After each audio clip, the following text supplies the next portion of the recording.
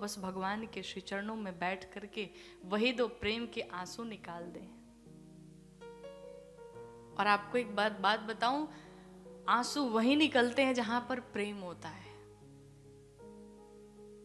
आपका अगर कोई अपना आपसे दूर जाने लगे तो आपको रोना आता है ना, रोते हैं। क्यों?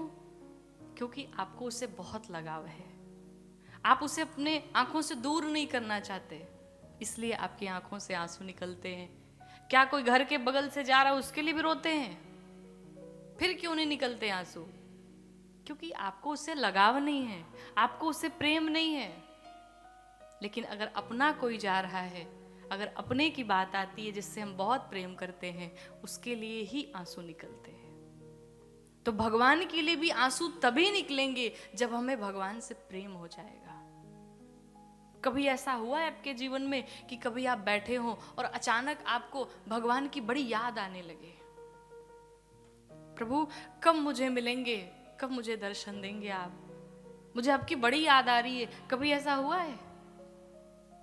नहीं हुआ है। और जिस दिन हो जाए समझ लेना भगवत कृपा हो गई। कथा में बैठे अगर आंसू निकल जाए ना तो समझिए कि भगवान की कृपा हो गई आपके ऊपर।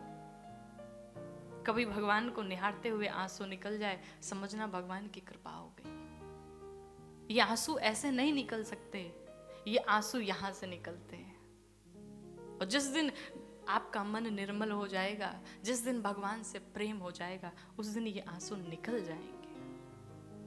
बस उस दिन की प्रतीक्षा की जाए, भगवान के श्री चरणों में बस सिर्फ और सिर्फ प्रेम किया जाए। भगवान से कोई आशा न रखिए। और आपको एक बात बताऊं, हम मांगेंगे तो कहेंगे प्रभु ये मेरा ये काम है, ये करा दो आप। लेकिन भगवान ने हमारे पूरे जीवन के बारे में सोच रखा है कि इसे हमें क्या देना है, क्या नहीं देना है। और भगवान वही देगा जिससे हमारा हित होगा। आप बताओ, कोई माता पिता कभी किसी अपने बच्चे का बुरा चाहते हैं क्या? कोई माँ कितनी भी बुरी हो, लेकिन वो कभी भी नहीं चाहती कि मेरे बच्चों का कोई अपमान करे, मेरे बच्चे का अहित हो। वो सदैव मंगल चाहती, वो चाहती वो खुश रहे सदैव। हमें वो प्यार करे ना करे, वो खुश रहे। तो जब एक संसार के माता पिता नहीं चाहते तो वो तो जगत के पिता हैं, वो कैसे सोच सकते हैं कि मेरे बालकों का कुछ अहित हो? सिर्फ विश्वास किया जाए।